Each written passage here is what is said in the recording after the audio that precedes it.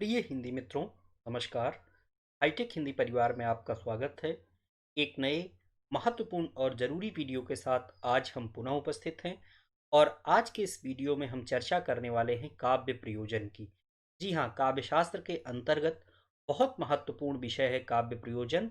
और काव्य प्रयोजन एक ऐसा गोल्डन टॉपिक है जिससे हर परीक्षा में प्रश्न पूछे ही पूछे जाते हैं। जी हाँ, इस टॉपिक से आपको प्रश्न अनिवार्य रूप से पूछे जाने हैं। और आज के इस वीडियो में हम बात करने वाले हैं काव्य प्रयोजन की परिभाषा की, महत्वपूर्ण विद्वानों की अभिमत की और उनसे संबंधित महत्वपूर्ण संदर्भों की। एक बार आप अगर इस चीज को समझ लेते हैं तो जीवन भर आपको यहाँ से प्रश्न गलत नहीं होने वाले हैं। काव्य हेतु पर हमने चर्चा कर ली है और आज हम बात करने वाले हैं काव्य प्रयोजन पर। मानव के प्रत्येक कर्म में ध्यान दीजिएगा, मानव के प्रत्येक कर्म में प्रत्यक्ष या परोक्ष रूप से कुछ न कुछ प्रयोजन निहित रहता है। प्रयोजन से तात्पर्य उन उपलब्धियों से है जो किसी कार्य से प्राप्त होती हैं। जी हाँ, कोई कार्य, कोई काम अगर पूर्ण हो जाता है तो उसकी उसके जो अचीवमेंट्स होते हैं वो क्या है, उनका संबंध प्रयोजन से होता है। काव्य प्रणयन में कवि के उद्देश्य होते हैं अन्य कामों की तरह। जैसे हम अन्य काम करते हैं तो उसके कुछ ना कुछ उद्देश्य होते हैं, ऐसे ही काव्य का सृजन करने वाले जो कवि होते हैं, जो काव्य रचना में रत होते हैं, साहित्यकार, उनके भी क्या होते हैं, उद्देश्य होते हैं। और वे उद्देश्य ही क्या कहलाते हैं, काव्य प्रयोजन कहलाते हैं। ध्यान रखिएगा, जो उद्देश्य है वही फल है, जो फल है वही अचीवमेंट है, जो अचीवमेंट है वही उपलब्धि है। तो कई बार आपको कई किताबों में अलग अलग शब्द लिखे मिल सकते हैं, लेकिन उनका जो एसेंस है, उनका जो भाव है, वो आपको समझने की ज़रूरत है। क्योंकि परीक्षा में जो प्रश्न पूछे जाते हैं उनमें शब्दों का हेर फेर हो सकता है, लेकिन उसके मूल सिद्धांत से कोई छेड़छाड़ नहीं की जाती है। संस्कृत काव्यशास्त्र, ध्यान रखिएगा, हिंदी में जो काव्यशास्त्र की परंपरा है वह कहाँ से आई है, संस्कृत से आई है। जी हाँ, हिंदी में जो व्यवहारिक प्रयोग काव्यशास्त्र का मिलता है, जो कविता के अंदर रचा बसा हुआ काव्यशास्त्र आपको दिखाई पड़ता है, उसका आधार क्या है, उसकी सैद्धांतिकी क्या है, संस्कृत से लिया गया है। संस्कृत काव्यशास्त्र की एक सुदृढ़ और एक महनीय परंपरा है और वहाँ से हम जो है हिंदी के लिए भी समय समय पर जरूरी चीज़ों को लेते रहते हैं। संस्कृत काव्यशास्त्र में इन प्रयोजनों का प्रायः सभी आचार्यों ने उल्लेख किया है। जी हाँ, प्रयोजन का अर्थ है काव्य रचना से प्राप्त फल, काव्य रचना का उद्देश्य, काव्य रचना से प्राप्त उपलब्धियां। जी हाँ, काव्य प्रयोजन का तो ये अर्थ हो गया बहुत सामान्य शब्दों में। काव्य रचना से प्राप्त फल को क्या कहते हैं, काव्य प्रयोजन कहते हैं। आप कमेंट करके बताइएगा काव्य हेतु का क्या अर्थ है, या पिन पॉइंटेड शब्दों में आप काव्य हेतु को क्या कह सकते हैं। भरत मुनि ने, जी हाँ, हिंद जो संस्कृत काव्य शास्त्र की परंपरा है उसके आद्य आचार्य माने जाते हैं भरत मुनि। भरत मुनि ने क्या कहा है, भरत मुनि का महत्वपूर्ण ग्रंथ है नाट्य शास्त्र। और नाट्य शास्त्र में उन्होंने क्या कहा है, नाटक के प्रयोजनों की चर्चा करते हुए उन्होंने कहा है, दुखार्ता नाम क्षमता नाम शोकार्ता नाम तपस्विनां विच्छन्ति जननां कवि नाट्य में तौ भविष्यति धर्मम यस्य मानुष्यम हितम बुद्धि विदग्धनम लोकोपवेशनम नाट्य में तद भविष्यति। क्या मतलब हुआ इसका, ये एक श्लोक दिया हुआ है और इस श्लोक के अंतर्गत, इस कारिका के अंतर्गत भरत मुनि ने अपने ग्रंथ नाट्य शास्त्र में नाटक के प्रयोजन बताए। क्या कहा उन्होंने, उन्होंने कहा है कि दृश्य काव्य को दुख, शोक, थकान से पीड़ित मानव को शांति देने वाला, लोकोपदेशक, जी हाँ, लोक में उपदेश देने वाला, धर्म, यश, आयुष्य प्रदान करने वाला, जी हाँ, तथा मानवों की बुद्धि को तीव्र करने वाला माना गया है। ये नाटक के महत्वपूर्ण प्रयोजन माने गए हैं। क्या, भरत मुनि ने लिखा है कि दृश्य काव्य को दुख, शोक, थकान से पीड़ित मानव को शांति देने वाला, लोकोपदेशक, धर्म, यश, आयुष्य प्रदान करने वाला और मानवों की बुद्धि को तीव्र करने वाला माना जाता है। अब परीक्षा में आपसे इस प्रकार से प्रश्न पूछा जाएगा कि धर्म, यश, आयुष्य प्रदान करने वाला, मानवों की बुद्धि तीव्र करने वाला, लोकोपदेशक, सुख दुख और शोक मिटाने वाला, ये नाटक के महत्वपूर्ण प्रयोजन किस काव्यशास्त्रीय आचार्य ने माने हैं। भरत, भामह, दंडी, रुद्रट ऑप्शन में दिया होगा तो इसका सही उत्तर क्या होगा, भरत मुनि होगा। आगे देखते हैं, काव्य प्रयोजन के संबंध में भामह ने जो लिखा है परीक्षा के लिहाज से बहुत महत्वपूर्ण है और बार बार यहाँ से प्रश्न पूछा जाता है। याद कर लीजिएगा इसको, आप याद करना बहुत महत्वपूर्ण है। धर्मार्थ काम मोक्षेषु वैचक्षण्यम कलासु च करोति कीर्तिम प्रीति च साधु काव्य निबंधनम। क्या लिखा गया है? जी हाँ, उत्तम काव्य पुरुषार्थ चतुष्टय। जी हाँ, ध्यान रखिएगा, पुरुषार्थ चतुष्टय क्या है, कमेंट करके जरा आप हमें बताएंगे। पुरुषार्थ चतुष्टय किसे कहते हैं? उत्तम काव्य पुरुषार्थ चतुष्टय तथा समस्त कलाओं में निपुणता, कीर्ति और आनंद उत्पन्न करने वाला होता है। भामह के इस श्लोक को अत्यधिक सम्मान मिला है विद्वानों के बीच में। पुरुषार्थ चतुष्टय, कीर्ति और आनंद को प्रायः प्रत्येक काव्यशास्त्री आचार्यों ने किसी न किसी रूप में ग्रहण किया है। जी हाँ, श्लोक एक बार फिर से देखते हैं। धर्मार्थ काम मोक्षेषु, धर्म अर्थ काम मोक्ष, ये पुरुषार्थ चतुष्टय है। देखिए यहाँ पे दिया हुआ है, धर्मार्थ काम मोक्षेषु वैचक्षण्यम कलासु च करोति कीर्ति प्रीति च साधु काव्य निबंधनम। ये महत्वपूर्ण श्लोक किसका है? भामह का है। आपसे श्लोक पूछा जा सकता है, श्लोक देकर के ये पूछा जा सकता है कि काव्य शास्त्र के किस महत्वपूर्ण सिद्धांत से इसका संबंध है। आपसे यह पूछा जा सकता है कि भामह ने महत्वपूर्ण काव्य प्रयोजन कौन कौन से माने हैं। इस एक वीडियो के अंदर ऐसे महत्वपूर्ण प्रश्नों, ऐसे जरूरी प्रश्नों की चर्चा हम आज कर रहे हैं। कई बार आपको क्या होता है, लोग बताते हैं कि काव्य शास्त्र बहुत कठिन विषय है। ऐसा बिल्कुल नहीं है। काव्य शास्त्र बहुत आसान विषय है। इसको बेहतर तरीके से समझना और समझाने वाला होना चाहिए। अगर एक बार आप इन चीज़ों को समझ लेते हैं, अच्छी तरीके से समझ लेते हैं, तो ये जो है कभी परीक्षा में आपके लिए कठिनाई उत्पन्न करने वाला नहीं है। भामा के बाद वामन ने क्या कहा, देखते हैं। काव्य प्रयोजन के संबंध में वामन का क्या कथन है। काव्य शब्द इष्टार्थ प्रीति कीर्ति हेतुत्वा, ये कहा है किसने?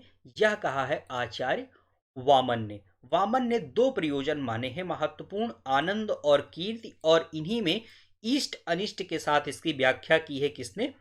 आचार्य वामन ने की है। ये आप ध्यान रखिएगा, एक एक श्लोक और उनसे जुड़े महत्वपूर्ण काव्यशास्त्रीय आचार्यों के नाम परीक्षा के लिए बहुत महत्वपूर्ण है। इनको इसी रूप में आपको याद करना है। जी हाँ, काव्य प्रयोजन के संबंध में मम्मट की परिभाषा महत्वपूर्ण हो जाती है। और मम्मट ने क्या कहा है, इसको भी हम ध्यान दे लेते हैं। काव्यम यश अर्थ कृते व्यवहार विदेशीवे तरज्ञे सद्य परिनिर्वर्तये काम कांता सम्मित उपदेश युज। ये किसने कहा है? ये कहा है आचार्य मम्मट ने। काव्यम यश अर्थ कृते व्यवहार विदेशीवे तरक्षयते सद्य परिनिर्वर्तये कांता सम्मित उपदेश युज। ये किसका कथन है?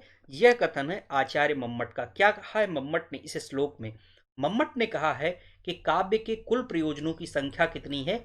6 है। ध्यान रखिएगा, 6 काव्य प्रयोजन। भामा के भी काव्य प्रयोजन कितने थे? पुरुषार्थ चतुष्टय के बाद उन्होंने 2 और बताए थे, 6 वहां भी थे। आचार्य मम्मट ने भी 6 बताए हैं। वामन ने कितने बताए हैं? 2 बताए हैं। तो ये आपको क्या करना है, बहुत ध्यान से इनको ध्यान देते हुए चलना है, एक एक बात को, और एक एक चीजें आपको ये बहुत तरीके से आपको समझ आती चली जाएंगी। आचार्य मम्मट ने क्या कहा?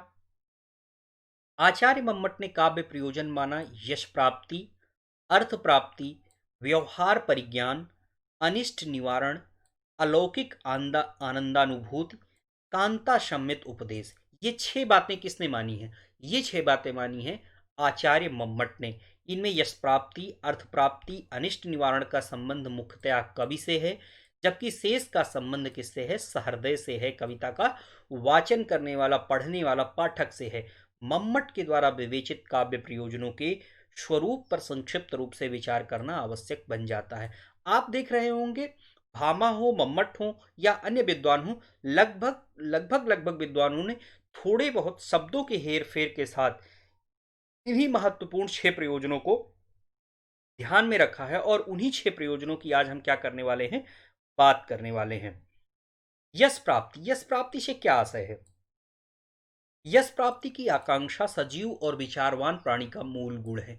जी हाँ, आपको जितने भी सजीव दिखेंगे और विचारवान प्राणी दिखेंगे, जी हाँ, सजीव हैं तो जरूरी नहीं है कि सभी सजीव विचारवान हो। जैसे कि जानवर है तो वो क्या है? विचारवान नहीं है, इसलिए उसे कोई यश की आकांक्षा नहीं होती है। लेकिन सजीव है और विचारवान है, यानी कि मनुष्य है, अगर मनुष्य है तो उसमें क्या है, सोचने विचारने की क्षमता है, कोई काम करता है तो उसे क्या होगी, उस काम के बदले जो है थोड़ी बहुत यश की आकांक्षा जरूर होती है, हर किसी को होती है। ये क्या है, मूल गुण है। अनेकानेक महामना भी यश की कामना करते हैं। सब कुछ त्याग देने वाले लोग, जिन्होंने सब कुछ छोड़ दिया है, वे लोग भी क्या है, यश की प्राप्ति की कामना करते हैं। अंग्रेजी की एक उक्ति है, क्या उक्ति है, fame is the last infirmity of noble minds. क्या मतलब हुआ इसका, fame is the last infirmity of noble mind. जी हाँ, अच्छे दिमागों का ये बुरा गुण है, यश प्राप्त करना। ये जो है अच्छे दिमाग जो होते हैं उनका भी क्या है, ये दुर्गुण कह सकते हैं आप, उनके अंदर भी ये बुरा गुण है। संसार के प्रसिद्ध साहित्यकार कालिदास, भवभूत, शेक्सपियर आदि ने यश की कामना से ही काव्य प्रणयन किया है। हिंदी में मध्यकाल का प्रतिनिधि कवि जायसी ने भी पद्मावत में अपना मंतव्य व्यक्त किया है। और क्या कहा है मंतव्य उन्होंने कि ओ मैं जान कबित अस्कीन्हा, मकु यह रहे जगह में चीन्हा, के ही न जगत जस, के ही न जगत जस बचा, के ही न लीन जस मोल, जो यह पढ़े कहानी, मुँह सुमिरे दुई बोल। ये बात किसने कही, ये बात पद्मावत में कवि जायसी ने कही है। औ मन औ मैं जान कबित अस्कीन्हा, मकु यह रहे जगत मह चीन्हा। और क्या लिखा, कही न जगत जस बचा, कही न लीन जस मोल, जो यह पढ़े कहानी, मुँह सुमिरे दुई बोल। ये बात किसने कही है, ये बात कही है पद्मावत में जायसी ने। और इन सारी बातों का मूल मंतव्य क्या है कि जो भी रचनारत है कवि, जो भी काव्य सृजन कर रहा है, उसका मूल उद्देश्य क्या है, वह अपने नाम, अपने यश को, अपने कीर्ति को फैलाना चाहता है। ये बात ध्यान रखिएगा, प्रत्येक काव्य कवि जो है उसके कहीं ना कहीं जो उसका अंतस है, उसके अंदर कहीं ना कहीं यश प्राप्ति की कामना रहती है। ये तो खैर बहुत महत्वपूर्ण बात है। अर्थ प्राप्ति, ये कवि हो ना हो सबके लिए जरूरी है, हमारे लिए जरूरी है, आपके लिए जरूरी है। अगर आप ये पढ़ाई कर रहे हैं तो क्या है, हमें नौकरी पानी है, और नौकरी पाने के बाद क्या होगा, नौकरी पाने के बाद आप सबको पता है कि अर्थ की प्राप्ति होगी। और यह जो अर्थ है, यही हमारे संपूर्ण जीवन का क्या करता है, संचालन करता है। और इसलिए कवियों को भी इसकी महत्वपूर्ण आवश्यकता होती है। मानव विकास और व्यवहार की जटिल संभावना में अर्थ महत्वपूर्ण निर्धारक वस्तु है। ध्यान रखिएगा, मानव विकास और व्यवहार, ये दो बातें हैं। अगर आपको आगे बढ़ना है और जो आपका व्यवहारिक जीवन है, उन दोनों की जो जटिलता है, उसके बीच में मुख्य निर्धारक क्या है, अर्थ। जी हाँ, रुपया पैसा क्या है, महत्वपूर्ण निर्धारक का काम करता है। इसलिए प्रत्येक मानव जीवन भर अर्थ की खोज में मृत तृष्णा की भांति भटकता रहता है। आदिकाल और रीतिकाल के दरबारी कवियों और भक्ति काल के विपन्न तुलसी जैसे विरक्त कवि भी देखे गए हैं। जी हाँ, आपको ऐसे ऐसे कवि भी मिलेंगे जो पूरा जीवन अपना सिर्फ धन की प्राप्ति के लिए ही वे काव्य रचना करते रहे, और इस श्रेणी में आपको आदिकाल और रीतिकाल के कवि दिखाई देंगे। हाँ, यह जरूर है कि कुछ कवि आपको ऐसे भी मिल जाएंगे जिन्होंने कभी जो है रुपए पैसे की लालच को जो है उस पर ध्यान नहीं दिया। जी है, जैसे कि आपको याद होगा कुंभन दास ने कहा था, जब उन्हें फतेहपुर सीकरी आमंत्रित किया गया था, तो उन्होंने क्या कहा था कि हमको जो है रुपए पैसे का कोई मोह नहीं है। जी हाँ, कवित्व शक्ति के अतिरिक्त अर्थ भी एक महत्वपूर्ण निर्धारक वस्तु है। पाश्चात्य साहित्यकार वाल्टर स्कॉट ने ऋण से मुक्ति पाने के लिए उपन्यास लिखे थे। धन कवि के लिए महत्वपूर्ण कभी नहीं रहा, किंतु धन का अभाव बहुधा उसके जीवन और लेखन को किंचित प्रभावित करता रहा है। जैसे कि आप देखेंगे, अगर आधुनिक काल में अगर आप निराला को याद करते हैं, तो निराला का जो संपूर्ण जीवन रहा है, वो अर्थ के लिहाज से कोई बहुत ऐसा अनुकूल जीवन उन्होंने नहीं जिया था। और इसीलिए उनकी जो रचनाएं हैं, उनमें आपको कहीं कहीं सरोज स्मृति वे लिखते हैं तो इस बात का वे जिक्र करते हैं, जिसमें उन्होंने, और उनके पत्रों को भी अगर आप पढ़ते हैं तो आपको पता चलेगा, कई ऐसे सुदामा पांडे धूमिल को आप देखेंगे, मतलब ऐसे आपको कवि मिलेंगे जो धन को लेकर के अक्सर अभाव में जीवन जीते रहे हैं। और कहीं ना कहीं उनके उद्देश्य में होता, उनकी रचनाएं छप जाएं, उन रूपों, उन रचनाओं से मिलने वाली रॉयल्टी उनको मिल जाए, ताकि उनको भी कुछ जो है अर्थ की प्राप्ति हो जाए। तो काव्य प्रयोजन में अर्थ एक क्या है, महत्वपूर्ण चीज है। जी हाँ, आप यश की कामना करते हैं, यश कहाँ से आएगा, यश और अर्थ जो है ये दोनों एक दूसरे से जुड़ा हुआ है। व्यवहार परिज्ञान, और इसके लिए भी काव्य रचना की जाती है। व्यवहार परिज्ञान क्या है? काव्य के द्वारा लोक व्यवहार की शिक्षा दी जाती है। यह विश्व के अनेक ऐसे काव्य उपलब्ध हैं, उनकी रचना इन साहित्यकारों ने पुत्र शिष्यादि को शिक्षा देने के प्रयोजन से की है। हितोपदेश के कथामुख से स्पष्ट है कि उसी रचना विष्णु शर्मा ने राजा के अनुरोध पर उसके मूर्ख पुत्रों को शिक्षा देने के लिए की थी। हितोपदेश जो लिखा गया था वो किसी राजा के अनुरोध पर लिखा गया था कि उसके पुत्रों को शिक्षा दी जा सके। उन मूर्खों के मनोरंजन के लिए कुत्ते, बिल्ली, खरगोश, ऊंट के कथ्य लिए गए।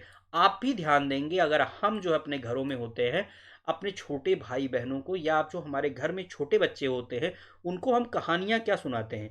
उनको हम कहानी सुनाएंगे खरगोश और कछुए की। लेकिन उस कहानी को सुना करके हम क्या करेंगे? हम उनके व्यवहारिक ज्ञान को पुष्ट करना चाहते हैं। हम उनको कोई ऐसी बात बताना चाहते हैं जिससे क्या है, वह बात उनके लिए शिक्षाप्रद हो और जीवन जीवन भर के लिए वो उस बात को गांठ बांध लें। नीति निपुण बनाने के लिए बीच बीच में नीति श्लोक रख दिए गए हैं। भक्त कवि सूरदास ने नंददास के लिए नायक नायिका भेद पर आधारित साहित्य लहरी की रचना इसी पर्पज से की थी। तो व्यवहार परिज्ञान क्या है? काव्य प्रयोजन के लिहाज से एक महत्वपूर्ण विषय है। अनिष्ट निवारण, अनिष्ट निवारण को ध्यान में रखकर भी काव्य रचना की जाती है। जी हाँ, अधिकतर काव्य आप देखेंगे तो उनमें क्या है, मिथकीय चेतना आपको देखने को मिलेगी। कई बार वे ईश्वर प्रेरित होते हैं, जैसे कि सूफी देखेंगे आप, सूफी प्रेमाख्यानक काव्य जो है, या आप जो है भक्ति काल के कोई भी काव्य का संदर्भ ले लें। आदि काल में भी बहुत कुछ और रीति काल में भी आप देख देख सकते हैं। आधुनिक काल जरूर ऐसा है जहाँ जो है तर्क की के बाहुल्य के चलते जो है अब इस तरीके की बातें थोड़ी सी कम हो रही हैं। लेकिन जो हम काव्य शास्त्र की बात करते हैं और काव्य प्रयोजन की बात कर रहे हों, तो सैद्धांतिकी जो है काव्य शास्त्र की, उसमें अनिष्ट निवारण एक ऐसा विषय है जिसको जिसको प्रयोजन बना करके भी कविताएं लिखी गई हैं। काव्य अनिष्ट निवारण का मुख्य साधन है। अब थोड़ा देख लेते हैं किन किन लोगों ने, अनिष्ट निवारण से क्या आशय है। जो बुरी चीजें हैं उनके निवारणार्थ, उनको दूर करने के लिए भी काव्य रचना करना। मयूर कवि ने सूर्य शतक, पंडित राज जगन्नाथ ने गंगा लहरी, तुलसीदास ने हनुमान बाहुक। जी हाँ, और रामधारी सिंह दिनकर ने कुरुक्षेत्र की रचना किस लिए की थी? अनिष्ट निवारण के निमित्त ही की थी। ये बात आपको क्या करना है, ध्यान रखना है। जी हाँ, यश प्राप्ति के लिए, अर्थ प्राप्ति के लिए, जी हाँ, लोक शिक्षा के लिए, अनिष्ट निवारण के लिए, ये क्या है, काव्य शास्त्र की रचना होती, काव्य की रचना होती है, और ये काव्य प्रयोजन के अंतर्गत आते हैं। ये सबसे महत्वपूर्ण बिंदु है। जी हाँ, ये तो कहीं नहीं छूटता, ये आपको सभी काव्य में, अक्सर काव्य में आपको मिल जाएगा। अलौकिक आनंदानुभूति की प्राप्ति, यह काव्य काव्य प्रयोजन का एक मुख्य मुख्य काव्य प्रयोजन है। काव्य का परम लक्ष्य लोकोत्तर आनंद की प्राप्ति ही माना गया है। इसी लोकोत्तर आनंद के कारण काव्य शास्त्र विनोदेन कालोक्षक धीमताम उक्ति सत्य होती है।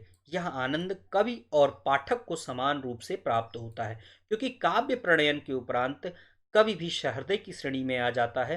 काव्यास्वाद की महानता को प्रकट करने के लिए आचार्यों ने इसे ब्रह्मानंद सहोदर कहा है। इस पर हम किसी और दिन बात करेंगे कि ब्रह्मानंद सहोदर क्या है। आप आज बस इतना जान लीजिए कि अलौकिक आनंदानुभूति से आशय यह है, जैसे कि अगर आप किसी पिक्चर को देखने गए हैं, मूवी हॉल में बैठे हुए हैं, और एक समय ऐसा आता है जब 300-400 लोगों के बीच में बैठे हुए भी आपका तादाद में उस फिल्म के साथ इतना स्थापित हो जाता है कि आप अपने आसपास की दुनिया को भूल जाते हैं। कोई कविता पढ़ रहे हो, किसी उपन्यास को पढ़ते हुए अगर आपकी आंखों से आंसू गिरने लगते हैं, आप भाव विभोर हो जाते हैं, आप उदास हो जाते हैं, अचानक से आप खुश हो जाते हैं, यानी कि क्या है, ये सब भाव ऐसे हैं जो काव्यास्वाद की महानता को प्रकट करते हैं, और इन्हीं को क्या कहा गया है, ब्रह्मानंद सहोदर कहा गया। लोकोत्तर आनंद, जो लोक का आनंद है, जी है, उसको, उसके परम लक्ष्य को प्राप्त करना ही काव्य का क्या है, मुख्य प्रयोजन है। तो अलौकिक आनंदानुभूति की प्राप्ति भी काव्य प्रयोजन के अंतर्गत आता है। कांता सम्मित उपदेश, जी हाँ, ये बहुत महत्वपूर्ण है। कांता सम्मित उपदेश से आशय क्या है, शास्त्रोक्त उपदेश शैली में तीन उपशैली बताई गई है। उपदेश उपदेश की तीन शैली बताई गई है। प्रथम शैली क्या है, प्रभु सम्मित, इसमें शब्द की प्रधानता होती है। ध्यान रखिएगा किसकी, बस इतनी सी बात समझनी है कि ऐसी उपदेश शैली जिसमें शब्दों की प्रधानता होती है, शब्दशः पालन किया जाता है। वेद हुई, राजाज्ञाएं हुई, राजकीय विधान शब्द प्रधान होने से प्रभु सम्मित उपदेश के अंतर्गत आते हैं। द्वितीय क्या है? सहृदय सम्मित। इसमें प्रधानता शब्द की ना होकर के अभिप्राय की होती है। एक मित्र आत्मीय सम्मित को नाना प्रकार से समझाते हुए इष्ट कार्य में लगाता है।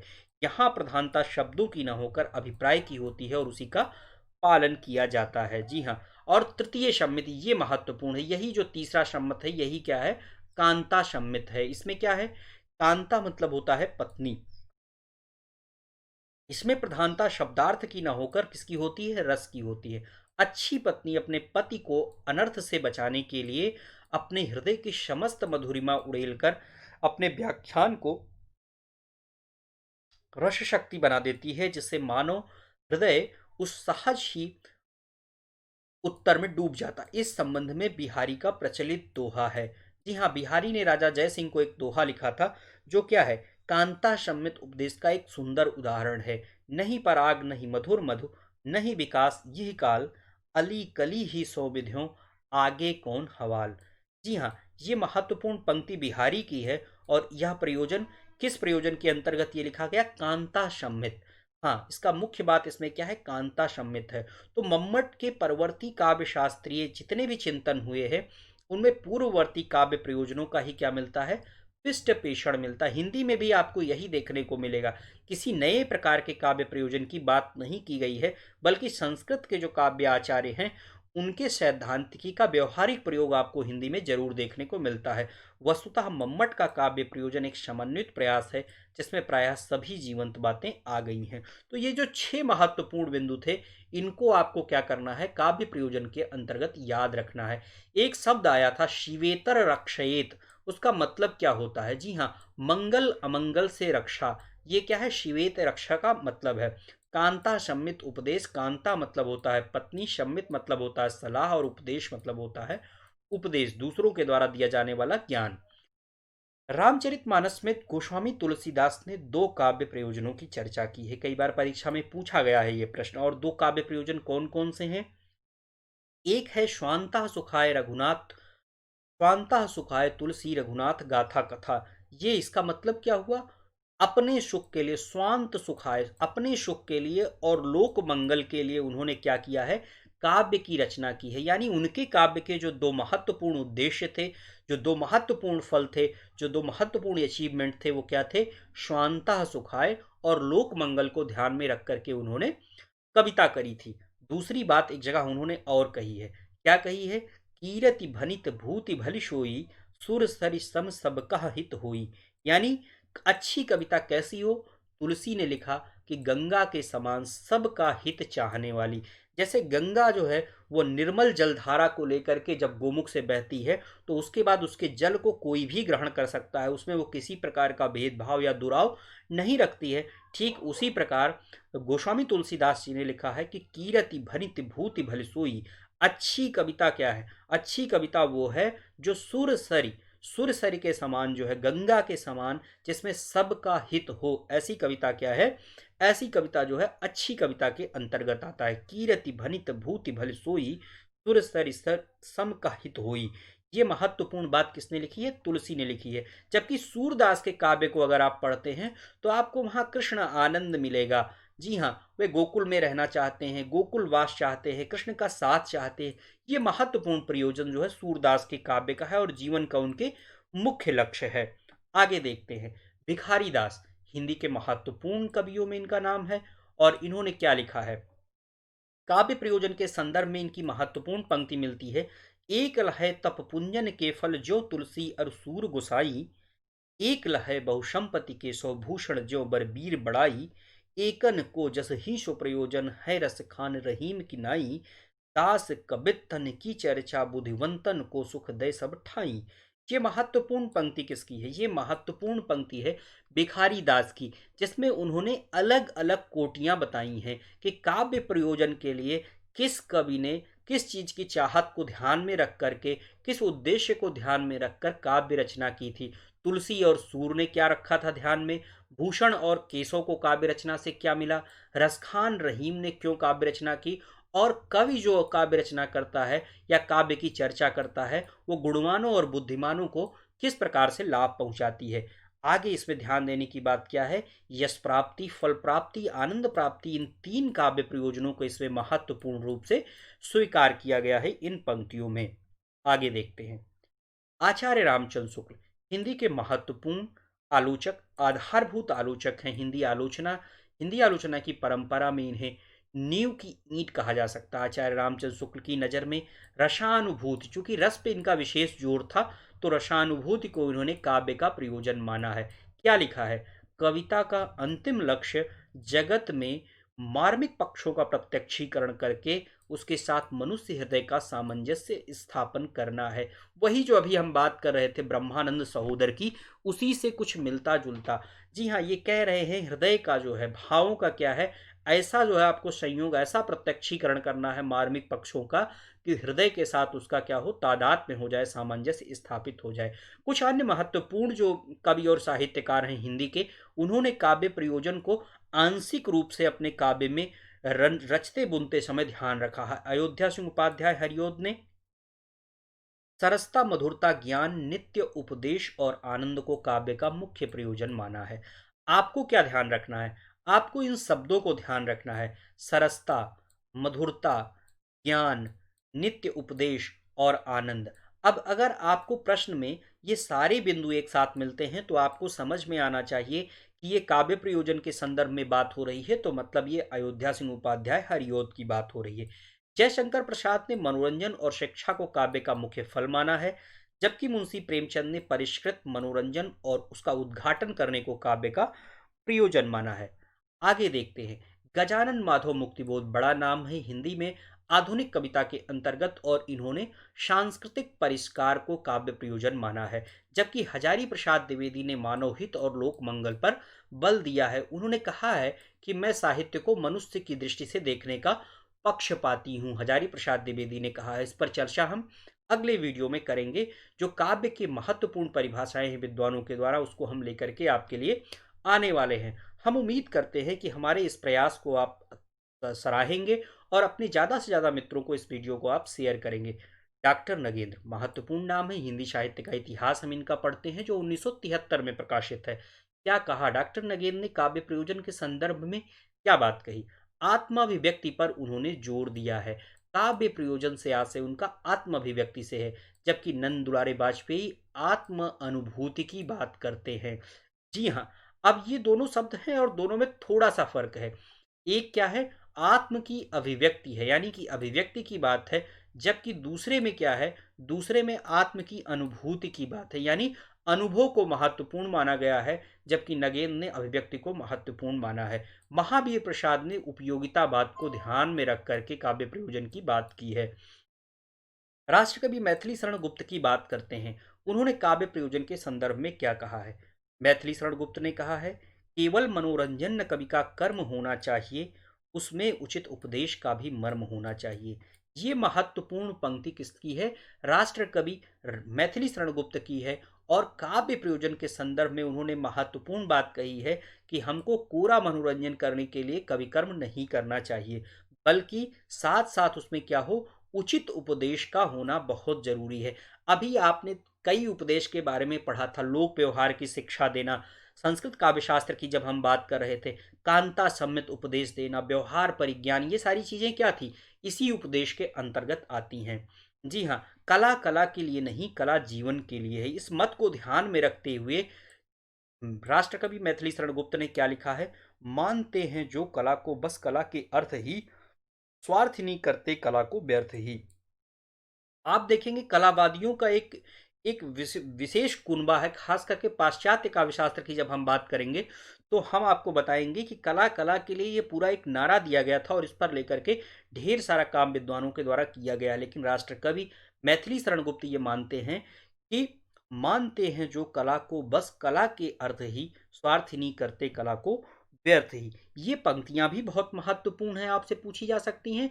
और साथ ही साथ आपसे जो है काव्य प्रयोजन इनके पूछे जा सकते हैं, काव्य प्रयोजन दिया जा सकता है और ये पूछा जा सकता है कि किस विद्वान ने कौन सा काव्य प्रयोजन माना है।